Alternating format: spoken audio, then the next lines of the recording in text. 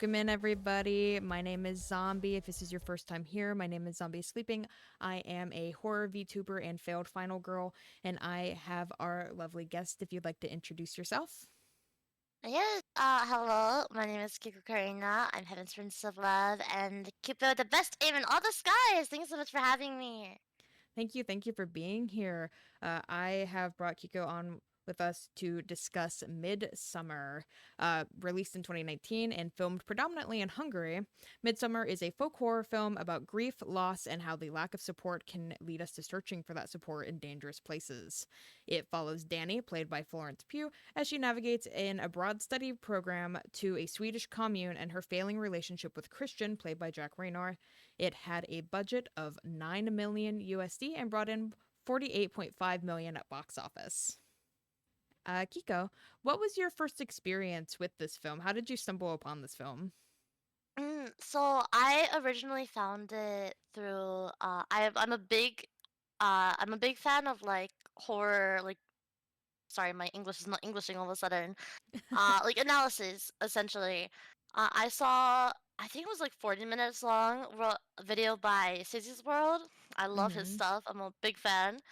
Um and I was really fascinated by the concept of um just I mean the Harga in general, but I think also kind of I think from the beginning you are supposed to see the cult as a threat, but they seem so much kinder where a lot of horror movies they originally portray them as right away like bum bum they're killing people already. Um and I've also really always been interested in cult psychology, Mm-hmm. so it definitely was immediately something I was interested in watching. Yeah, I think Midsummer is a really good portrayal of, and more accurate than some of the other cult horror that we have currently, of like how cult Mhm. indoctrination works. So Absolutely. it's a really fascinating piece, if nothing else. Mm.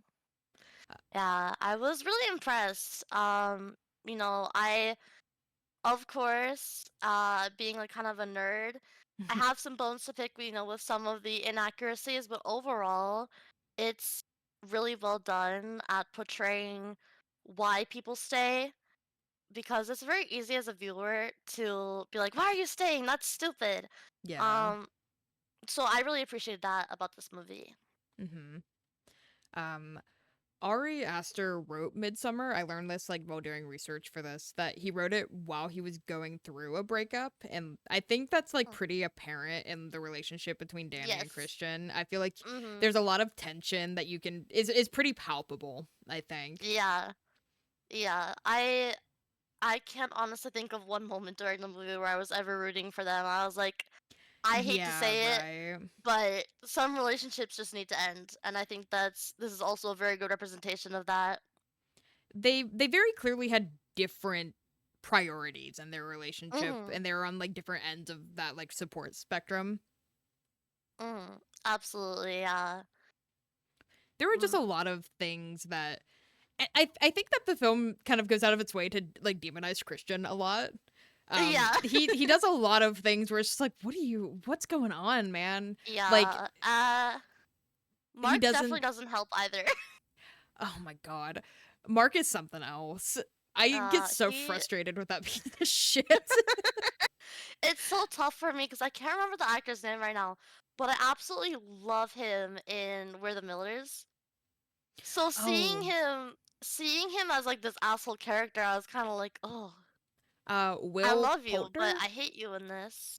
I think his name's Is Will that his name? Poulter. I think. Yeah, that sounds right. That sounds right. Yeah, I really love Will Coulter as an actor, but in this movie, I was just like, "Oh, can you shut up?" I every time I get so mad every time he brings out that fucking vape pen. Like he does it so many times. Like put that away. Of course he vapes. Of course he Yeah, of vapes. course he vapes. Like he's the kind of guy to vape. Now we're just Yeah, hating on for vaping, sure. but yeah, But it's I so actually even took some notes about his character. really. Yeah. Do you want to share some Uh, of them? I can. I feel like it's kind of getting ahead of the plot. Is that okay? Yeah, that's fine. I don't think that there's like a set structure for this or anything. Okay, cool. Yeah, because my notes are a little bit all over the place. But one of the things I noticed almost immediately was one of the first lines that Mark said that stuck out to me and solidified his character as someone I would not enjoy Yeah. was him telling Mark the reason that they should break up is not because they're a bad match, which they are, Yeah. but because Danny won't have sex with Oh my god. that is Yeah. really ooh, yeah, that really bothered me, but I did also realize that the way he died was him trying to get some. So it really felt like it was full circle in that aspect. Yeah, he goes off with that. I don't remember her name, but he goes off with that one girl really easily. Yeah, no, it's like immediate. And as soon as they get to Sweden too, he's immediately talking about I hope some of the ladies are hot. Yeah, Very one track mind and not in the best way. yeah. Oh, Mm. one of the things that really, I think one of the scenes that really solidified that, I don't think that this relationship between Danny and Christian just can be saved was the conversation about going to Sweden that he never told her, and they were planning on going like a couple Oh, weeks later. Like he oh, had a ticket yeah. already. Yeah, absolutely. I feel like in a way that was his way of abandoning her. Mm-hmm. Like, I don't know, like that's even to someone you dislike or don't feel a connection with, that's just such like a cruel thing to do, It especially to is, someone yeah. who's already struggling with abandonment. She's Like it's rough. she's struggling with abandonment. The thing with her sister and her parents just it's been six Mhm. months, but that's a short time frame in terms of Yeah. grief To and lose your everything. entire family, like that is yeah. Hmm. And he's definitely a very frustrating character. He's just not very emotionally present at all, I don't Mhm. think. Yeah. Yeah. They so fun fact about like when I was watching it like over Mm. to prepare for this, um I would like to paint a picture. So I was out of town this week Hmm. and I was like, okay, I really need to watch this movie again so it's like fresh in my mind. I'm in a hotel room with my mom. And I'm like, hey mom, I'm gonna watch a movie. Like, do you mind if I put it on the TV? It's a horror movie, just so you know. So like, I can just watch it on my phone if you're more comfortable with that. And she goes, no, I'll watch it with you. And I was like, okay. So we're watching it, and the first thing she says about the movie is, I don't like Christian. I I was don't like, like yeah, Christian. Yeah. I don't like him either.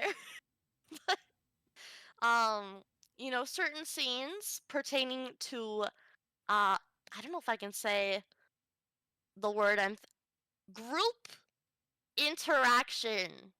Oh, are you Mm. talking about at the end, the ritual Yeah, with the girl? Yeah. yeah, yeah. I don't want to get you TOS, but my mom and I, we both kind of just looked awkwardly at each other. And That's the worst scene to be in a room with your mom and it was cuz that's awful. I felt uncomfortable when I was alone. Mhm. Yeah. Well, it was even worse too because my mom was like, "Turn it down. I don't want the people in the next room over to hear it." And I was like, Turn "Yeah." it So we had it at like 3 volume because like we don't want to skip because we don't want to miss anything important. But at the Yeah. same time, we're in a hotel. The walls are thin. We're like, this is the worst movie to watch. Like Yeah, in a it hotel definitely at like is. 10 p.m. It absolutely is. Mm, Um one of the things that and we brought up Mark pretty quickly. One of the mhm. things that also just really gets I think cements the idea that Christian is just not being emotionally honest with Danny is how his friends interact with Danny. How did you think about the Mhm. way that Josh and Mark and Pele is kind of a different situation, so I'm gonna kind of Yeah. exclude him from this Yeah. conversation and Pele just is focus like a on whole Mark new and rabbit hole. yeah. um. Honestly, I feel like with Josh, it felt like a lack of interaction for the most part. Mm-hmm. In some ways, Josh seemed like in the moments where they did interact more there than Christian. Right? Um, which I mean I appreciate, but I also feel like at that point maybe you have to just tell your friend like, hey, you're not being a good boyfriend. Like it sucks, but just break up. I feel And like I he think kind of does do that at the beginning because he's that like, is yeah, "Hey, are you're you right, you're right. avoiding breaking up with her because you don't want to work on your That is true. PhD?" And Chris is like, "Fuck Yeah. you." Yeah, yeah, Josh definitely was my favorite out of that group.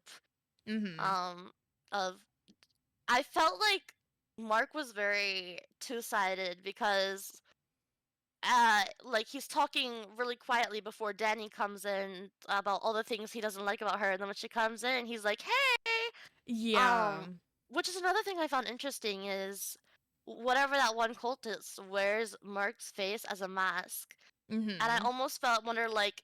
Am I way overthinking, or was that perhaps like a reference to the way Mark kind of masks around Danny going from the "oh I can't Oh. stand her" to "hi Danny"?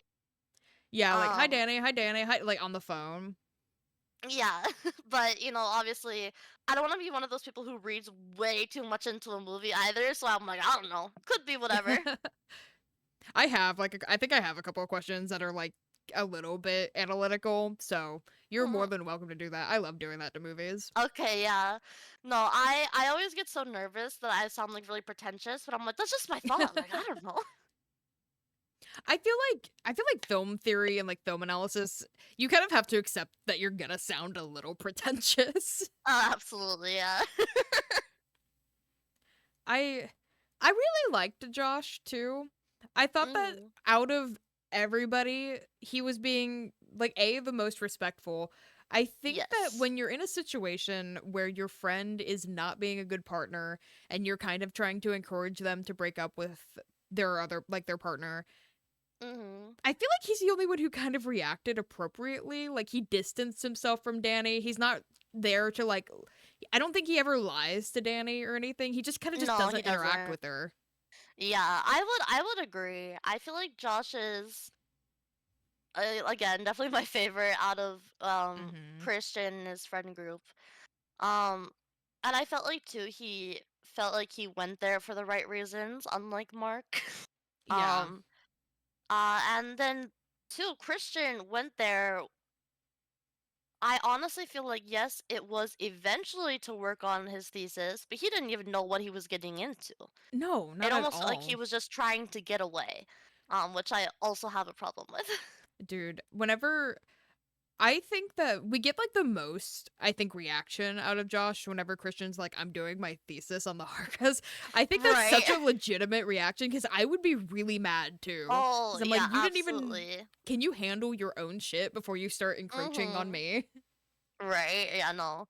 He was so valid for that. I'm a Josh defender. I'm going to defend him. I I don't think there's Yeah. anyone hating on him, but if there is, I'll fight. I think he was golden all the way up until he tried to take the picture of the book.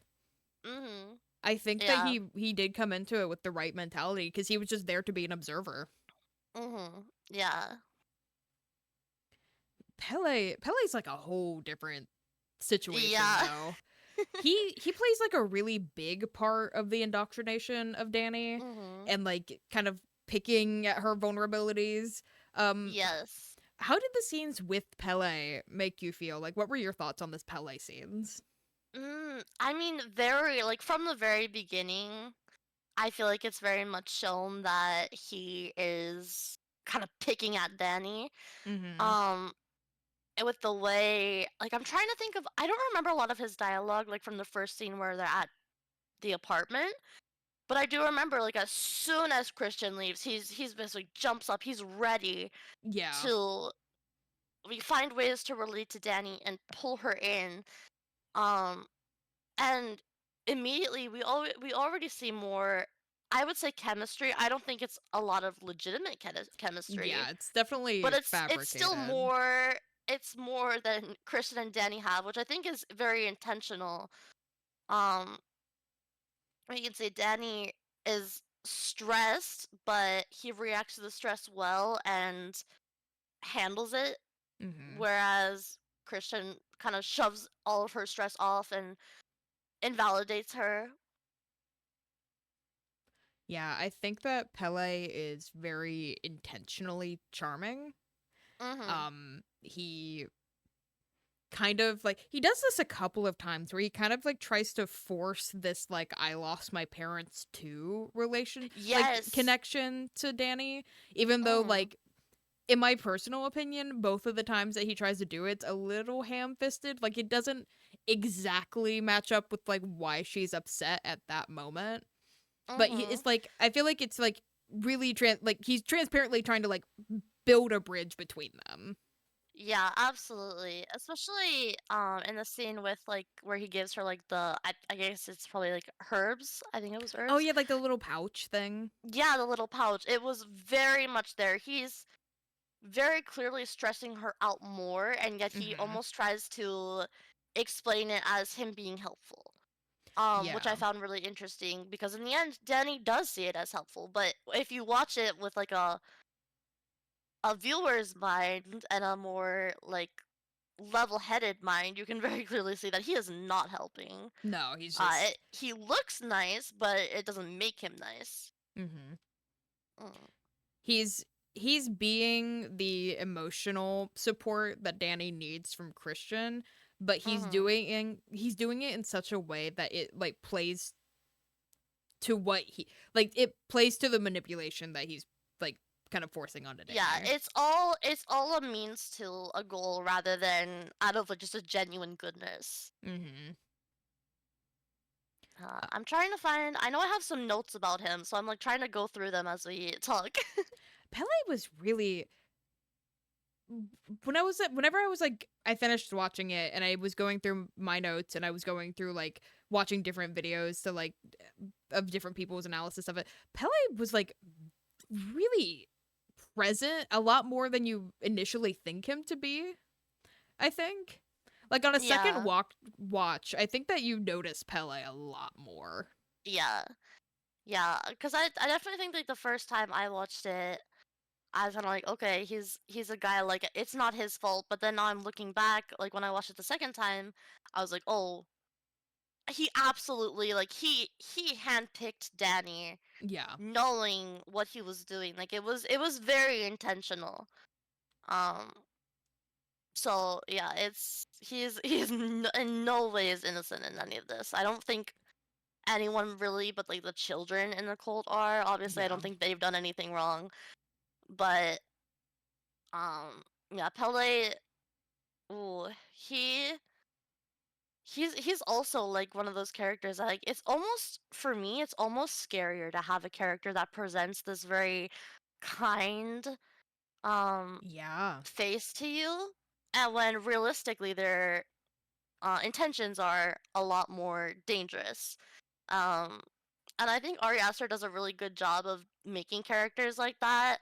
Because there's also, can't remember her name, but the grandmother's friend in Hereditary is also a good example of that, where she starts off like being this good sweet person there for their family. I think Ari Aster does a really good job of creating characters that seem good and then kind of morph into a greater evil. Yeah, I definitely agree. Because like I said, Pele's very charming. He's handsome. He's like Mhm. he's being there and there are a lot of scenes where Danny is isolated from like the boys club that is Christian's friend group, but Pele Mhm. like goes out of his way to extend a hand to her and to comfort her Mhm. when nobody else is doing it. And I remember like the Yeah. first time I watched it, I'd almost like you kind of want to root for Pele a little bit cuz Right? he's the only one being decent to her. And Mhm. I was like, is he gonna defect? Is he gonna like help that like gonna try to help? It's just like no, like he's there for he wants what's happening to happen. Mm. Yeah. Alternate universe where Pele is a good person would be awesome, but unfortunately, that is not what we get. No. He's just so indoctrined into the way of Mhm. life that he's lived. I think what you said about like being very roped in by him the first time you watched it is also like a really good commentary of how Danny feels, because he is a very easy character to root for when you first meet him. Yeah. You want to think like okay, maybe his comforting isn't great, but it's awkward, but he's trying. It's super duper easy to think that, and it's only once you watch the whole story to come together where you realize it's not as kind and innocent as it seems. Um, Yeah. so it's really interesting to like think about it from a viewer perspective again as well. But yeah, a lot of Pele's mannerisms could very easily, I think, be excused by the fact that he grew up in that environment. So, like, Mhm. everybody is very communal in the Hargas, and Mm. everything belongs to everybody. So, for him to, like, it's easy to believe that he doesn't understand, Mhm. that he's not being as helpful as he thinks he is. Absolutely. Yeah. One thing Um. that I noticed too, and we talked about this a little bit, Mm. everybody in the group kind of interacts with the Hargas differently. Like, Hmm. especially after the I can't ever remember I can't pronounce it correctly. But the Either I ritual tried the Aken stop. Hold on, let me. Exupa? I think it's Extupa. Yeah, it's like Extupa something Yeah. along those lines. We're trying. And for anybody who doesn't know what that is, it is a ritual. It's kind of debated in like historical academic groups whether it actually happened, but a I do ritual have some notes where on that. um older people will throw themselves from like high places to avoid the burden of caring for them in old age. Mhm. And after that ritual, everybody kind of interacts with and I guess experiences the trauma of that differently. Like Connie and Simon, the couple that's from London, they're like Mhm. pretty overtly horrified by it. Yeah. And Josh and Christian take that like intellectual, like we're observers approach. Mhm. Mark is an asshole. Yeah. Mark's react. Mark, I'm just like, why are you there? Like, Like so like they could have just dropped him off somewhere. right, right. But then they wouldn't have had an extra sacrifice, so maybe it's a Yeah, good thing. maybe it's a good thing. Maybe it's Uh, a good thing. how did you feel about like the way that each like outsider, I guess, like reacted to the Hargis' culture? Mm. I definitely was really fascinated by that. That's another thing I have in my notes was Mm-hmm. one thing I loved in the movie is the use of sound. And the lack of sound. During the Atastupa scene, the sound is very muffled and it almost sounds like it's coming from perhaps another room or somewhere in the distance where realistically Connie and Simon are like a few feet away from Danny, Yeah. but everything is muffled and it's overwhelming. It makes you anxious, and I thought that was really really fascinating. Where Danny has this, obviously she screams, but she has this more like shut down reaction compared to Connie and Simon who scream and Simon starts yelling at them, swearing at them, saying what the hell is going on. um the way that film was seen and the tension was done was like so incredible to me, and Yeah. it hit me really really hard. I was really fascinated by it. um I definitely feel like my reaction would have been a lot more like Connie. I think I would have like gone away and like thrown up. I don't think I could have handled anything like that. No, I um don't think so. I think my I'm not. reaction would have been really similar to like I Mm, feel like either the couple from London where they're like really outraged, or I mhm. feel like I'm like Danny where it just kind of like shuts Yeah, down. I they're don't know if definitely I the could have most handled that relatable very for me. well. Yeah, I think I'd be a mix of shutting down and like screaming and crying. Hmm. One thing I also noticed during that scene is I'm not someone who's super averse to gore. I watch a lot of horror. I watch a lot of slashers. Yeah. But I did notice that I got more freaked out by this scene than I usually do by such similar scenes. The hardest thing for me though actually was not the like the smashed in face of the old lady. It was the face of the old man before he Mm. died. That like hit me in a place that I was not expecting. And of course seeing his leg after that was like another Oh, the punch to the gut. leg. The leg is um awful. Especially as someone who's fun fact, I have snapped my leg before. So Holy shit! Really? that hit close to home. For obviously it was not nearly as brutal. It was a clean break, but that definitely like gave me some flashbacks there. Yeah. um but just his face, the actor did an incredible job. His face, the blood rushing in one of his eyes, That Yeah. was almost scarier for me. The idea of falling and experiencing something like that And and not living. dying. Yeah, Yeah, right? that's horrifying. More so to me than just jumping and dying. Yeah. The effects were done by Ivan Powernik. Mm, He really cool. I was super curious about how they did that effect. It was a mm. collapsible face.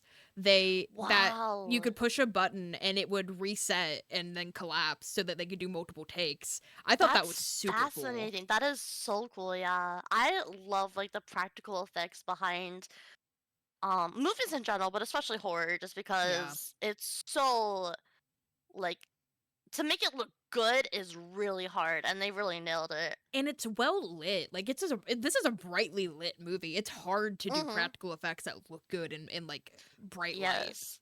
And it can be hard to do horror in general in bright light. I mean, so many horror movies are done in such a dark setting. They use a lot of blue tones or dull tones, whereas Midsummer pretty much the whole time is very bright. There's colors everywhere. There's flowers, there's sun. Everyone's wearing white, but they have some kind of colored accent on their clothing.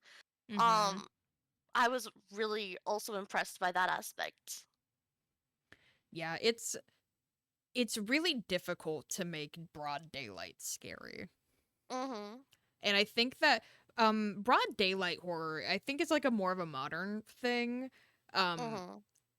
Kids now are so much stronger than I ever could have been. I think broad daylight horror would have sent me into like an uncontrollable spiral because that was like my one comfort when I was younger is that nothing can get me during the day. I think Midsummer would have like ruined my life.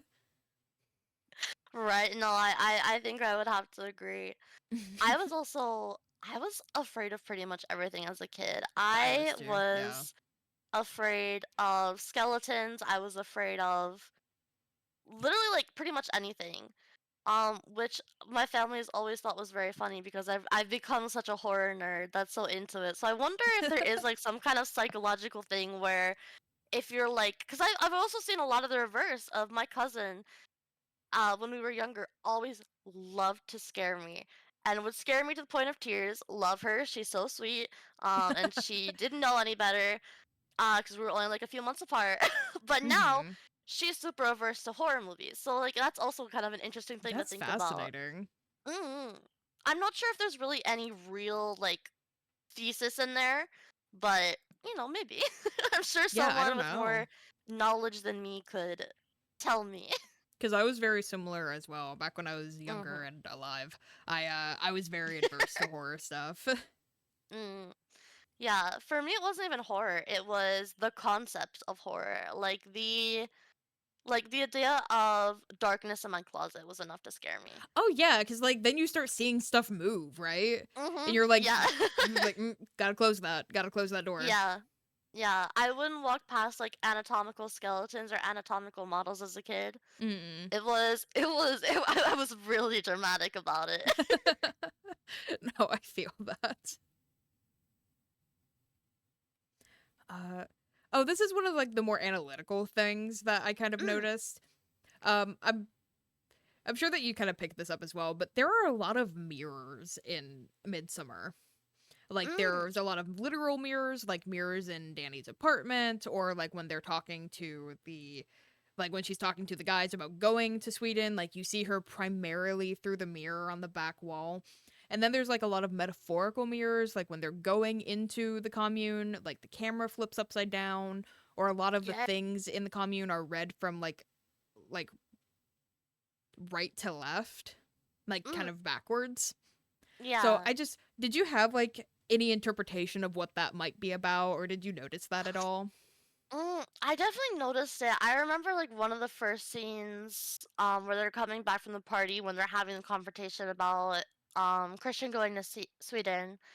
That's one of the things I pointed out too when I was watching it with my mom is I thought the framing of having one character in like the foreground, the other one being shown through a mirror was really interesting. I can't say that I really considered much of like what I thought it could represent. Mm-hmm. But it's definitely like a really interesting to think on. I'm sure like if I had more brain energy, I could whip something up, but I guess like the way that I interpreted it was that it seems like every time there was something like that going on, it was isolating one character. Mm, So like yes. he was isolated away from their conversation. Danny is isolated from the group. Mm, Um a lot of like we don't get any subtitles for the Swedish at the beginning of the movie, but we do towards the end once Danny's more mm, integrated into them. So yes. maybe like mirroring those actions by reading from backwards from our perspective would be like isolating the Mm, outsiders from the group. That's like something I came to yeah. from it. That definitely seems very like plausible, especially with the um isolation of Danny to Mhm. eventually pull her into the cult. Because Danny is very much isolated by Christian and his friend group, and uh she is feeling, intentionally or not, abandoned by her family. Yeah. um and so she does feel isolated, and we can see that through her dreams too, where after the of course I forget the name again, the Atastupa, we see her dream and her parents are laying at the bottom of that, Mhm. like, precipice. um and she's sitting far away from them, alone and crying. Mhm. Also, I is that the same dream where I know that she has like a couple of things because they Hmm. pump these characters full of hallucinogens in this movie. They give them Yes. a lot of Yes. drugs, Yeah. but is that the same dream where she has the nightmare about being abandoned by them in the car?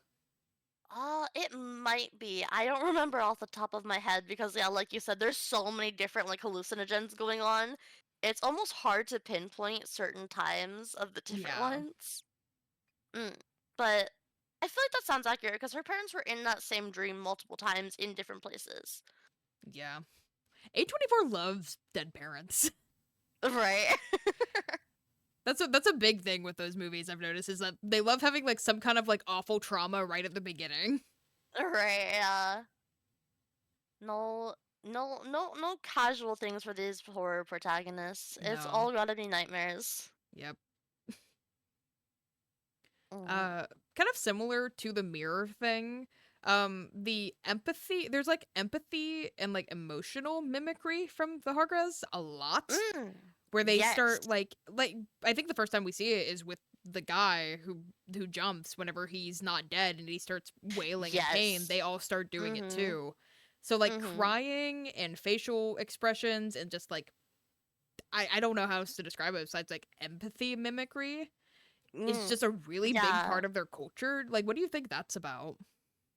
I always did find that part really fascinating. I've seen a lot of different interpretations of it, and I feel like I can interpret it from two different perspectives. First, I see the perspective of Danny, where she's seeing all these people share in pain, which is something that she does not get. Hmm. Because honestly, even Christian's like comforting of her is so half-hearted Yeah. that she feels alone. And I'm sure, like, from her perspective, it's almost special to see a group of people all sharing in their suffering where no one is being mocked. You just get to feel what you need to feel. Hmm. Um and I think from the other perspective, one thing I've seen a lot too is it also focus on a lack of individuality where Yeah. everyone is sharing everything. They share their emotions, they share their clothes, they share, possibly partners. It all is kind of, nothing belongs to you. It belongs to the commune or the cult. Yeah. Those are the two different ways that I see it. That was one of my big notes about this is that every character that does die in this movie is very individualistic in some way. Mhm. And Danny isn't. Yes. Danny kind of like craves that like the sense of belonging with another person or a group of people of like sharing her pain with people. And Christian and Josh, like one of their fights is about individualism. Like Josh doesn't want him to do the same thing like for his thesis as him. Mhm. And like Yeah. Mark is like obviously very individualistic, like to the point Yeah. that he won't apologize after he very like not deliberately, but like very overtly disrespects like their burial customs by pissing Yeah. on their ash Yeah. tree. Yeah. No. I Yeah, absolutely. And he keeps going, this guy is gonna kill me. It's all about me. It's all about this guy and this one specific guy's problem with me when realistically everyone's pissed at you, let's be real. Yeah, like um everyone's pretty angry. You pissed on a tree um that has everybody's dead ashes in it. Like that's really yeah. disrespectful and you won't even really apologize for it. Yeah. Yeah. And that's the crazy thing about it is like there is plausible deniability in, oh, he didn't know this. But by not apologizing at the very least, it's like, well, how can we defend you if you won't even apologize? Because even if you didn't know, if you make a mistake, whether you knew it or not, you should apologize for said mistake, which is something that Josh, I don't think, ever does in the entire movie. Yeah. I think that like I think that there's also this lack of understanding and that Christian has at one point where like the Hagras view the outsiders as a group because that's how their society functions. They don't really view them as individuals. So if one person screws up, it's on all of them. Absolutely, yeah. I feel like we see that again with Simon and Connie, where they try to, first of all, well, they kill Simon and then they kind of isolate Connie even further Mhm. as a punishment before they kill her. It's almost like you don't get to have the quote unquote group experience anymore now that you've upset us, so we're going to isolate you. However, the others around you will also suffer for what you've done. It's Yeah. kind of what I saw from the Harga in moments like that. Almost like a ritualistic exile in a way. Yeah, absolutely. And that definitely also feels very related to a lot of cults. When someone makes a mistake, there's group mocking, there's group beatings. It's all shaming. It's to isolate you so you come back stronger to the group and feel more attachment Yeah, like you and want the become comfort. dependent. Mhm. Something that was really interesting to me about this, I was watching this for the first time, and I kept expecting for there to be a payoff that involved a monster or a demon or something like that. But Midsummer really doesn't have any overt supernatural themes. Mhm. So, and I feel like that's a pretty big staple in cult horror is for there to be like what's the name of that movie? I can't remember. With Loki. Oh, Do you know what I'm I talking don't about? know. I feel like I vaguely know, but I can't think of the name of it, but that's like one of the mhm. examples off the top of my head. Mhm.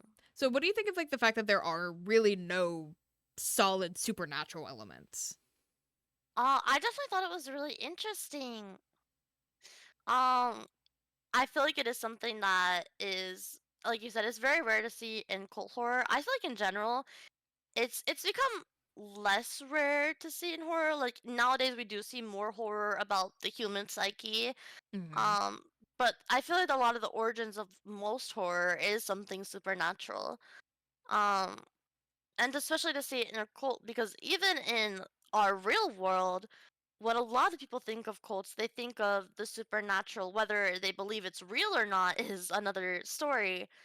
But there are very many cults in our history who believe in something that is very clearly supernatural based, or like ethereal, like the idea of, we're gonna be taken up on a UFO to heaven. Yeah. Um, the ideology stays there in many cults even now. So yeah, to not see or you really hear even about like any no no gods are really mentioned. We don't know what they worship other than nature itself. Yeah, Was like really fascinating. I think they briefly mentioned the idea of like nine gods, and then there's Mm, like the maypole thing. They mention a demon, like again, very yeah. briefly, but it's sort of like backdrop. It's not a main theme of it, which is really Yeah. interesting. I think that makes it scarier in a sense cuz like cults like Mhm. this have and do exist.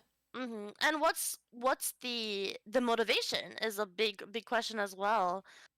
Um One thing I saw in the CC's World video I watched is he did talk about the idea of the oracle who pretty much just scribbles on this piece of paper, Yeah, and then the I don't remember what they're called, elders, the like Father Odd like the deciphers it. mentors. Yeah. Mhm. And it leads to the question of, do they truly believe they're deciphering something, or are they using the oracle as a figurehead and putting their will onto the figurehead? Um, like, do they know the true, what is their moral compass essentially? Yeah. And whose idea is this for all of this to occur? Yeah. I That one's like really difficult because I feel like we don't get a lot of time with any of the elders aside from the one that like pulls Christian into like the little office and it's like, "Hey, Mhm. Maya wants to have sex with you." And he's like, strange." Uh Yeah. but aside from that, we don't really get that big of a look into how the inner functions of the cult work. I can't Mhm. imagine that they actually believe this. But that belief has to stem from something. Mhm. Yeah. My personal feelings on it, and I feel like this is what happens in a lot of real cults, is that Father Odd, and some of the other like heads, I don't believe that they truly believe in what they're saying. I wouldn't doubt it if other members do because they've been raised and ingrained in this lifestyle. But I think that oftentimes when you're reaching to this top points of cults, there are times where the leaders are just delusional enough to truly believe it. Yeah. But most often it's people who want um attention. They want their ego to be fed. They want to be seen as this great figure. And sometimes they want destruction. And that's really what I believe more of the Harga. But they obviously put on the facade of, oh, we're doing this for the people. We're helping, we're being good. Yeah, I think that especially because it's not as if the Harga are this new age cult or anything like that. They've been established Mhm. for what seems like hundreds of years. I imagine that Yes. it's like a fear of a modern world type of situation. They think that they're Mhm. protecting their own by doing this. Absolutely. Yeah, that would definitely make a lot of sense because we see that even with um obviously I'm not trying to say cults, but like with people who do isolate from uh the modern age, who do see outsiders as threats or as people who don't believe whatever the right thing is. It's like Obviously dangerous in a what the way. right thing is, yeah, is dependent on each person, obviously. But hmm Yeah, I think that again, like it's a really good representation as far as like media goes for mhm. cult like indoctrination and cult methods. I don't think it's perfect, but I think it's one of the Mhm. better ones that we have Absolutely. Yeah. because it doesn't play up I this idea of agree. a oogie boogie man. It's like these are just people. Mhm. Yeah. And there's that is another thing too, is it doesn't show, going back to the idea of individuality, it doesn't really show any individual as one evil individual. It hmm shows the group. And it shows also the good in the group, Yeah, because I will say, like, I don't agree with it, but there are moments where I think Danny genuinely seems to have a good time with the girls, and the girls seem to have a good time with her, where it does seem genuine, and it doesn't feel like Pele, where it feels like a false kindness. yeah, and I'm sure Um, even in Pele's situation, he believes what he's trying to sell mhm, Danny. yeah, yeah, I'm sure from his perspective, he's not doing anything harmful to her. mhm, yeah. It's all. it's always so interesting to think about, especially with people who, have been born into it. This is all you know. Yeah. So you don't have the same ideas of life and death. Um, where this is normal, of course you don't see a problem with it. Yeah. It's definitely interesting to think about. And it's hard. I feel like it's hard to think about for a lot of, people. It's hard for me because I'm so averse to the idea of, human sacrifice. And it's very Yeah. easy to look at these people and say what they're doing is wrong, but if that's what you're raised in, like how else are you going to find out it's wrong? Yeah. There's just a lot of there's a lot of cultural practices that like like being raised in the situation that we were that we just couldn't possibly begin to understand. Absolutely. You said that you had some like issues with some of the details of this film. Do you want to go into what those were? Yeah, so I have like a whole section of notes based on real history of Midsummer and other sorts of like festivities. Um Originally I wanted to talk a little bit about like the origins of Midsummer. Mm-hmm. So origins of Midsummer are kind of debated itself. Historically, the farthest link back was the Iron Age, which is 57 to 79 BC. It has pagan roots, but now current Midsummer also has rituals from Christianity. Yeah. So it's a mix of the two. Another thing I did want to talk about is, where is it in my notes, is Atastupa. Yeah. Is super debated. You mentioned that earlier. Um, there's no real evidence of Atastupa ever taking place. However, there is evidence of in the past, like in like caveman era kind of stuff of older people being abandoned. Um, but the origin of the name actually comes from, and I'm sorry I might booger this, Galtric Saga, which is a prosperous family who basically would rather die than share their wealth. So they all Okay. go to these different precipices and they kill themselves because they don't want to share their wealth with anyone. It belongs to them, is their thought. And that's where the word comes from. There's no Okay. actual evidence of this specific ritual ever taking place. That's really interesting. Mm. Also, something we didn't address. Josh knew what was going to happen and didn't say Yes. anything, Yeah, that was which so is fucked up super of him. fucked up. Yeah, that was really messed up. Like, Yeah. he knows exactly what was about to go down and did not say anything. Mhm. That's Yeah. awful. I I think I'd punch him for that. I'd be like, I'm sure no. he didn't believe that it was actually going to go down that way, but like he Yeah. still could have said something. Yeah, you can give a warning before such a life-changing and traumatizing event goes down. And it's kind of funny to look back on it, like not like haha funny, but like Mm. Pele kind of tells them what's going to happen, but it's such a normal thing to Pele that he doesn't even Mm, clock it as being like something he yeah. should address in detail because he says It like, "Oh yeah, they're almost going to die after 72." But he yeah. doesn't go in like Danny thinks And he's he's joking. exactly, he says it so normally that they're just like, "Oh, haha, Tella, you Yeah, I would think jokester." it's a joke too. Yeah, that's another like really thing that separates them and the differences between what they've grown up in. Mhm. So this is a pretty long movie. It's about like 2.5 hours. I don't think Mhm. I think it uses the time really well. I don't think that there was a time where I was like wrap it up. But Yeah. it's really it's a really tense movie. There's a lot of like really good sequences. Mhm. What was a sequence or scene that stood out to you a lot? I mean, I know we've already talked about it a I lot, but the know. episode scene Mhm. really did hit me very hard.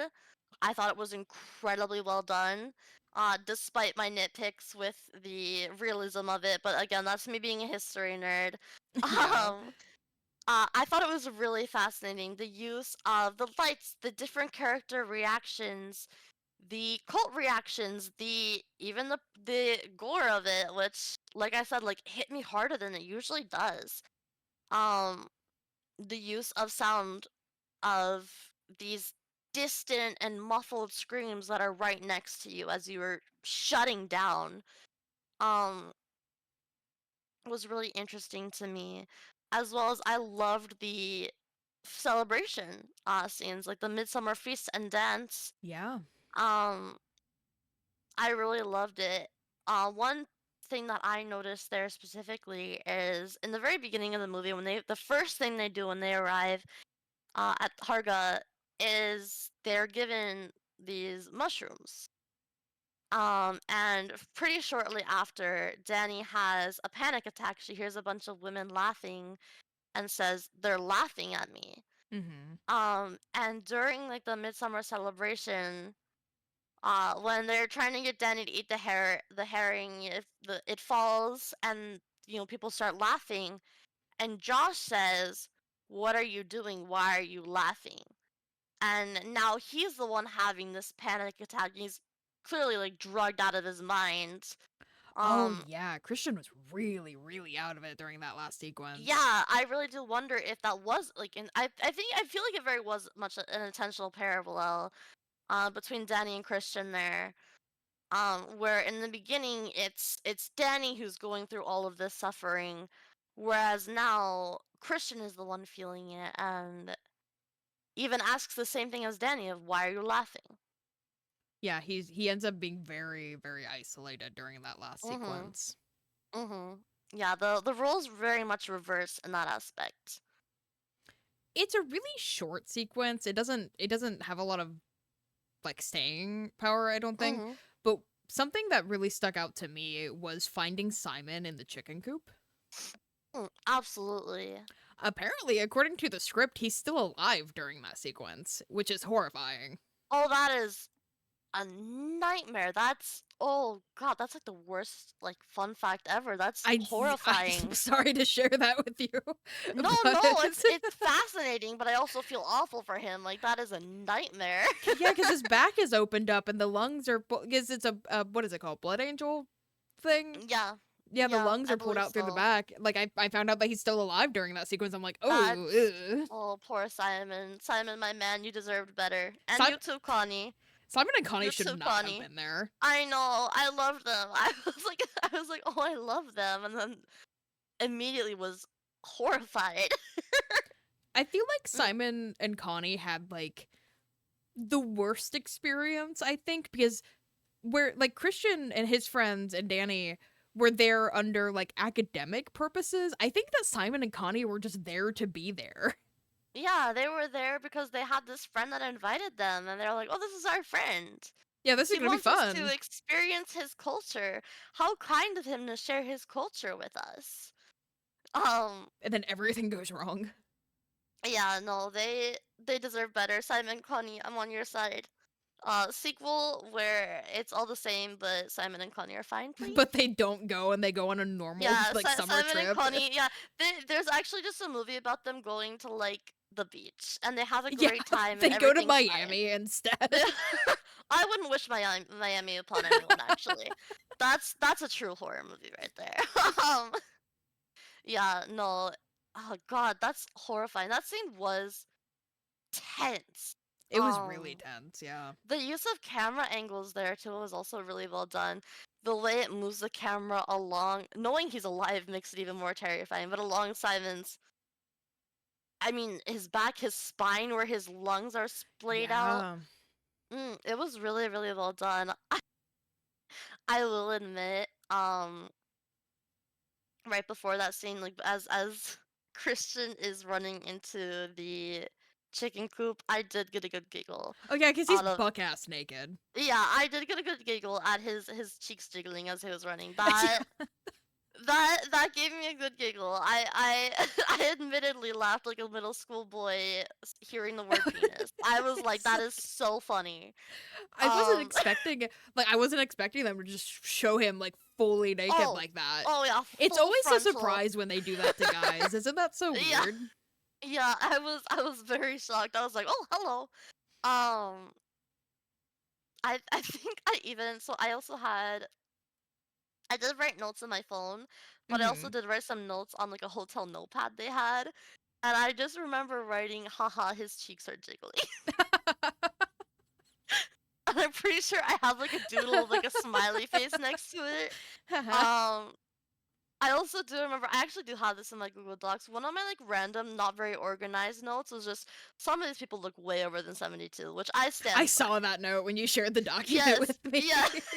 my my mom brought it up too. She's looking at some of these people and she's like, they look way older than 72. And then she said, whatever the cult's doing is not working. And I was like, I guess not. Like, oh, I don't know. Um, yeah, I do wonder like if that is intentional at all. I don't think it really is. But there definitely were a few characters that I saw like of the elderly where I'm like, that guy is like 80 at least, At right? Like least, right? there's no way this is s- you know, I mean, at 71 at minimum because they, kill the old people. Yeah. So that was really interesting to me as well. um, kind of going off of the isolation of Christian at the Mm, very end. Um, and Danny being made May Queen and being in that mhm, situation where they're like, pick this guy you've never seen before or your boyfriend who you know just had sex with one of our like members of the cult.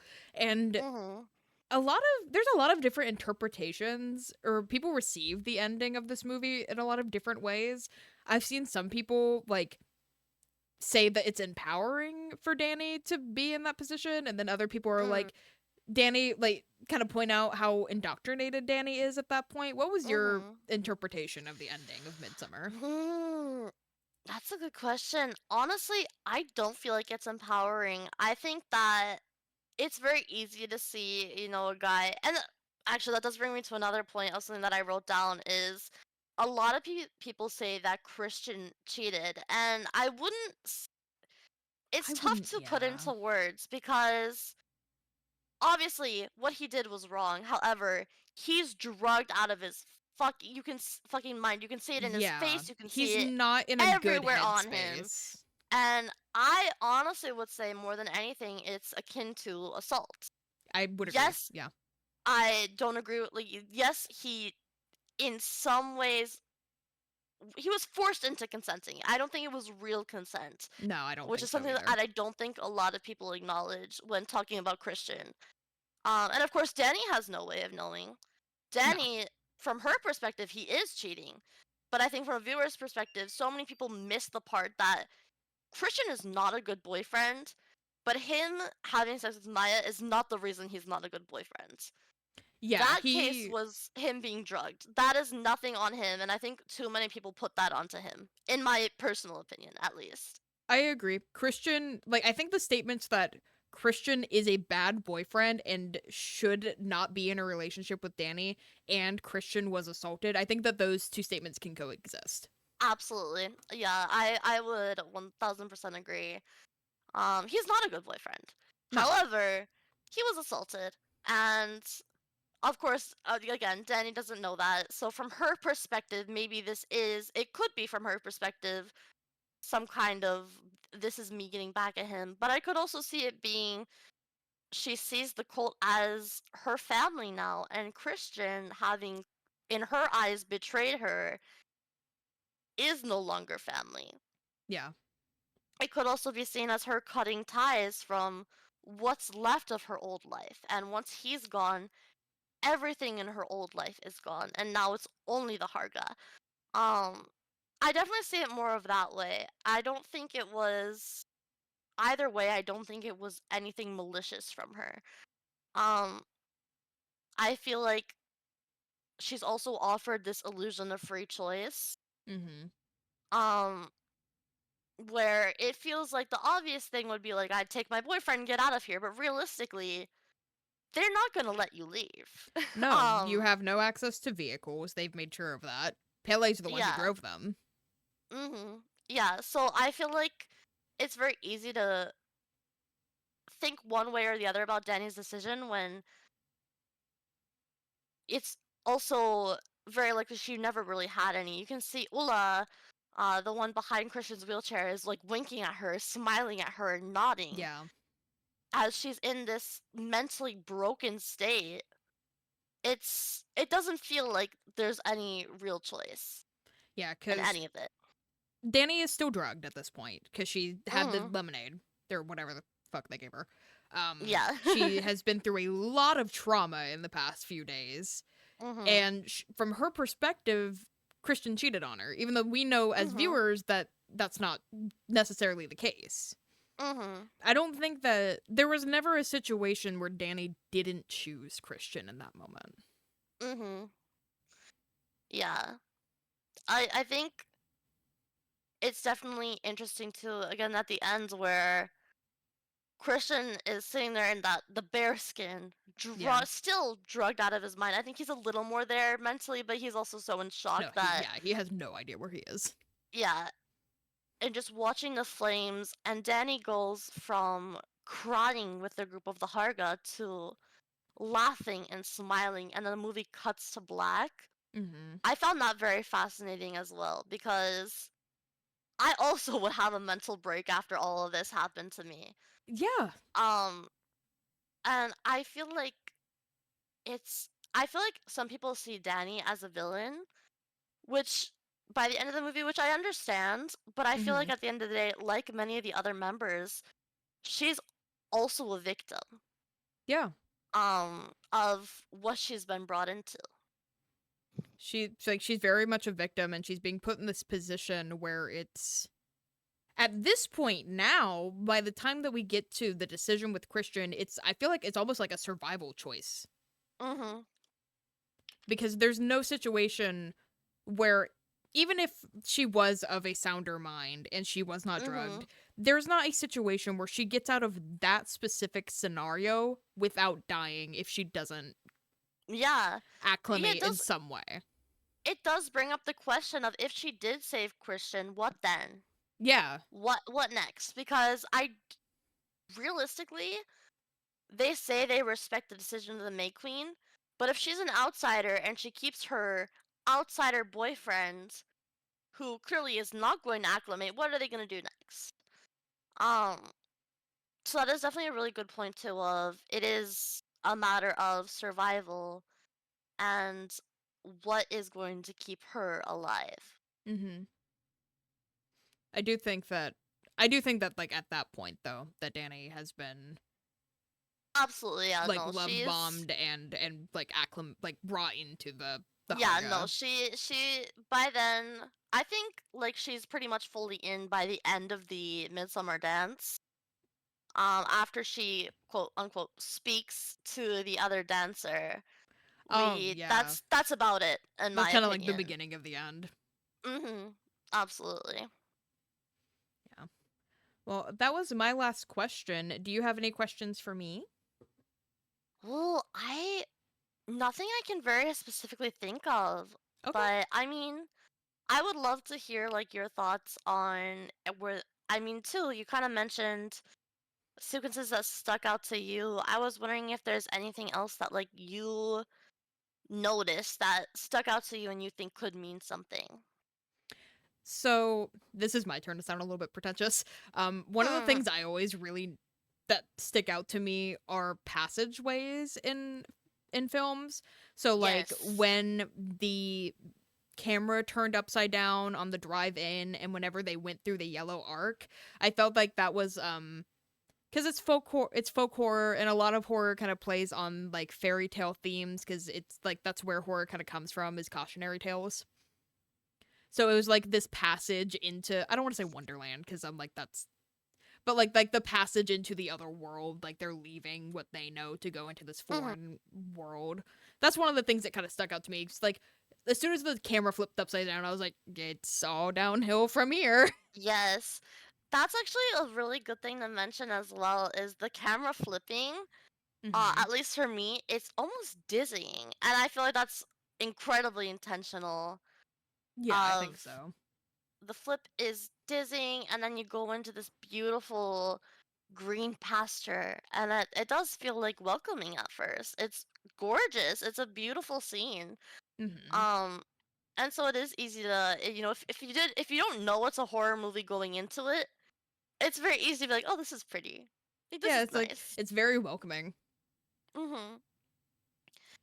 I did realize I have one more note that I did want to mention. Was the seasons of life in the Harga. I thought were interesting. So Oh getting yeah. a little bit back into pretentious film buff mindset. The seasons of the Harga, so spring, summer, winter, were interesting to me, and the order that they go in, especially because spring is always historically, and even now seen as a time of new life. I mean, the flowers are blooming. It's a time for a lot of animals to reproduce and have their babies. Mhm. It's seen as a time of life and abundance. And then summer is warm and comforting. It's you're going out, you're free from, school for, for younger kids, or it's a time of celebration. And then fall is a time of harvest, but leaves are also beginning to wilt and fall. And then winter is most often seen, especially historically, as very barren and empty. Yeah. And a part of me does wonder if there is anything more to that, or if it is really just like base level, it's the order of the seasons they chose. But it would definitely be interesting to hear, like, if I could pick Ari Aster's brain and ask him, like, that's definitely one of the things I'd love to bring up is there a reason for the seasons of life that the Harga have chosen?